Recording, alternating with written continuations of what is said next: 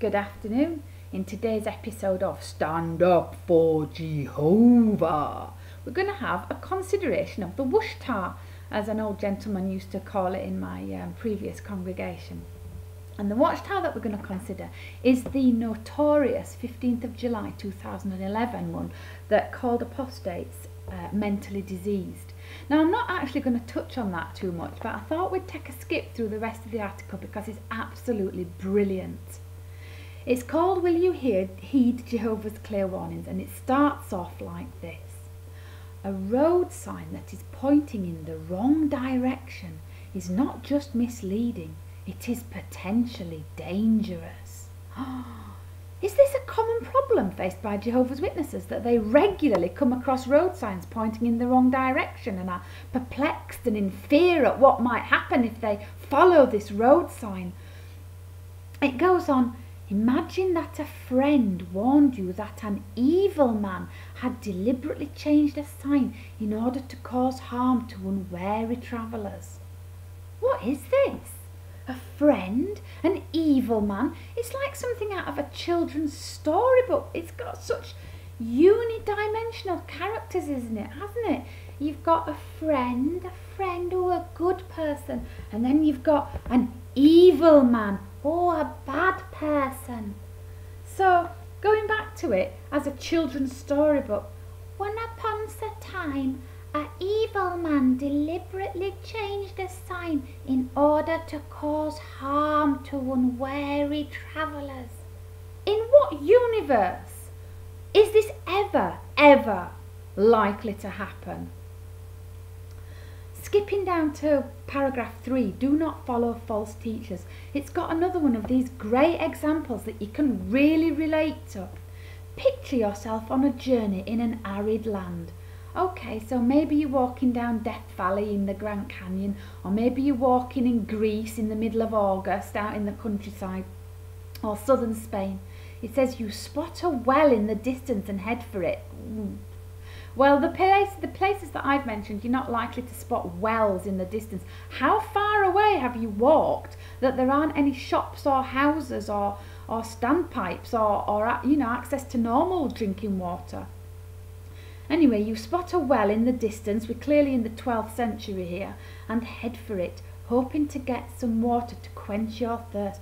Upon arriving, however, you see that the well is dry. And now it explains to you how you'd feel in case you weren't sure and you needed Jehovah's direction on the next emotion. It says, how disappointed you are. False teachers are like dried up wells. Oh, we've got another character to add to our unidimensional set of characters. False teachers. False teachers are like dried up wells. What is this? A scene from Lawrence of Arabia? When has anyone in the known world walked so far in a hot place without taking a supply of water with them? It just doesn't happen. I thought Jesus was supposed to use examples that people understood and could relate to. No Jehovah's Witness reading this will have ever been in this situation. It's utterly embarrassing and ridiculous. I jump down to paragraph 5 now, and it talks about apostates. It says apostates quietly bring in corruptive ideas. Corrupted? Corrosive? Corruptive? I'm not convinced by that word, but I haven't looked it up in the dictionary.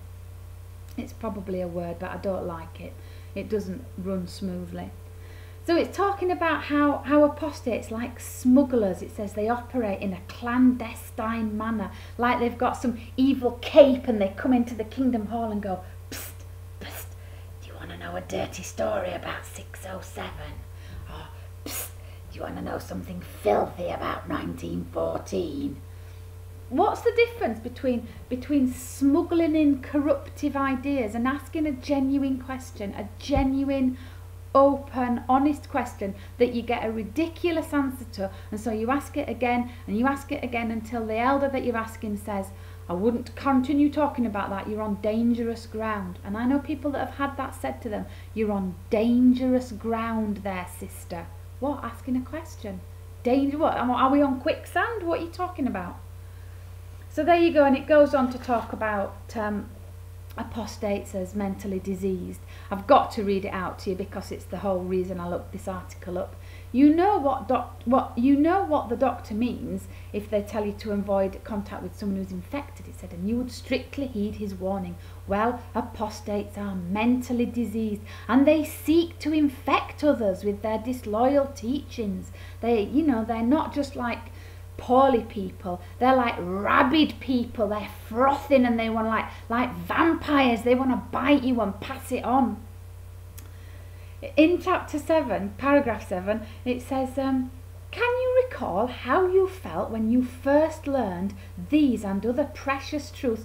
Well, funnily enough, brothers, no, I can't recall how I first felt because I had it forced on me from when I was a baby, and all through my childhood I was fed horrific pictures of how I'd die if I didn't believe it. So oddly enough, no, I can't remember how I felt, and I'd like to suggest that a lot of other witnesses can't either, because as we know, the increase in the witnesses on average is about exactly the same as the world's birth rate is.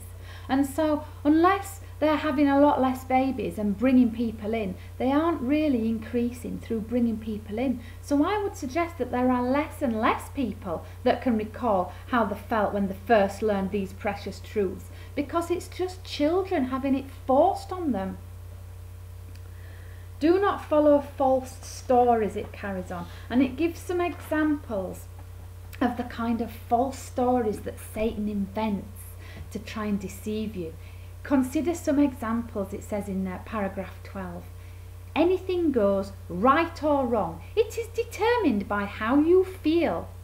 So when I was a witness, I had this image that everybody in the world could literally do anything they wanted at all, like take each other's cars, sleep with each other's husbands and wives and children, and just take potted plants from outside the town hall, or piss on the neighbour's dog, or just anything they felt like. And I was pretty shocked when I left the truth, and I wasn't able to just do anything I wanted. In fact, I was quite disappointed that people in the world had this thing called the law to stop them doing anything they wanted, and they also had this other quirky little thing called morals and ethics. And by and large, just about everybody I knew followed one or all three of those things to guide the behaviour, and it was a much more boring place than I'd ever imagined. In fact, I was probably the most amoral person that I knew for a while, until I had to reconstruct what I believed in. It says, believing this satanic lie could cause us to give up, feeling that we could never be worthy of God's love. The lie is God does not care about you as an individual. Well, I've just read a book about a boy that worked in Bethel, and he said they were treated like absolute drones, and it was just a case of get 'em in, get 'em out, get 'em in, get 'em out. So here's another really wonderful, realistic little story that everybody can relate to. Do not follow Satan. In paragraph 14 it says, imagine a road sign that says, this way to follow Satan. Oh, we're back in the 5-year-old storybook again, aren't we? Imagine a road sign that said this way to follow Satan. Now, that is just so insulting. There are grown adults sat in that Kingdom Hall, people that have lived for 40, 50, 60, 70 years, dealing with all of life's problems, financial problems, all sorts of difficulties, and they're saying to you, oh, imagine a sign that says this way to follow Satan. Who of us would heed such a sign? God, talk about stating the bleeding obvious. Mate, no wonder we were so mind-numbingly bored when we sat there listening to this guff. But then it gets absolutely brilliant. It tells us some of the things that Satan does to get us to stop preaching the good news. In paragraph 15, it says, Paul identifies Satan's tactics. Unoccupied, gadding about, that's what Paul says. And here's an example of what you do when you're unoccupied and Satan's getting you. For example, it says, forwarding non-essential emails.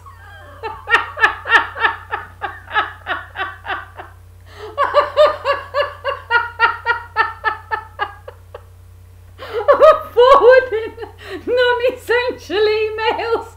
Satan's got you. Damn!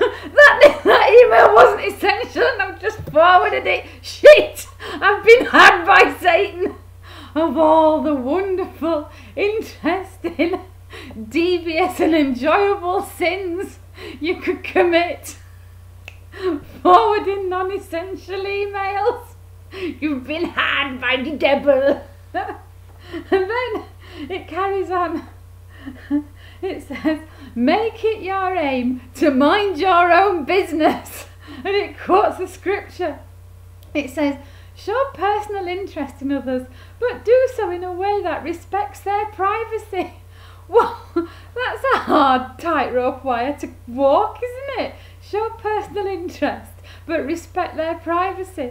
Well, fortunately, Jehovah's Witnesses have mastered that one to a T by saying, how are you? And then walking off before you've got time to answer. They've shown an interest, but not enough to encroach on your privacy by actually listening to the answer. And then, to cap it all, there's a box with a story in it. An old Jewish tale, it says. Oh, well, it must be really wise then, mustn't it? Because old people are always coming out with really wise shit, aren't they? And if it's from a persecuted minority, then it's doubly wise, isn't it? An old Jewish tale illustrates the consequences of spreading hurtful gossip. And the story starts like this. A man went about town slandering the town's wise man. The town's wise man. Where is he? I've got him somewhere. Here he is. The town's wise man. I didn't know towns had wise men. The wise man of Gloucester. Who be he? He be very wise. Everybody knows him. He be the wise man of Gloucester. This is rubbish. Villages have village idiots. Nobody has a wise man in the town. Anyway, a man, the malicious gossiper, spreads slander about the town's wise man. Now here's where this whole story falls apart. If this guy is so wise that the town have nominated him as the wise man, when some malicious gossiper comes along and spreads gossip about him, well, what are the people doing suddenly believing it? Oh, we thought he was the wise man, but now you've told us he leaves the tap on when he's brushing his teeth. Now we know he bain't be the wise man anymore. So he spreads this malicious gossip and every fecking idiot in the town believes it. And then it says, later on, he realises that he's done wrong, and he goes and asks for forgiveness from the town's wise man. And the town's wise man tells him it's difficult to repair the damage done by your words. Well, I'm thinking this. If this wise man lives in a town where people are so gullible that they'll believe the village idiot, the first thing he says about the town's wise man, then maybe he should wisely move to a different town where people aren't as stupid. Maybe he's not a wise man. Maybe he's only wise in comparison to the absolute brain-dead dross who'll believe anything. Maybe if he moved to a more enlightened town, then he'd just be the town's average man and not the town's wise man at all. So that's been a really interesting and fascinating romp, I hope you'll find, through the Watchtower of 2011, and a really interesting insight into the black and white characters of the Jehovah's Witness world. Thank you for listening to another episode of Stand Up for Jehovah.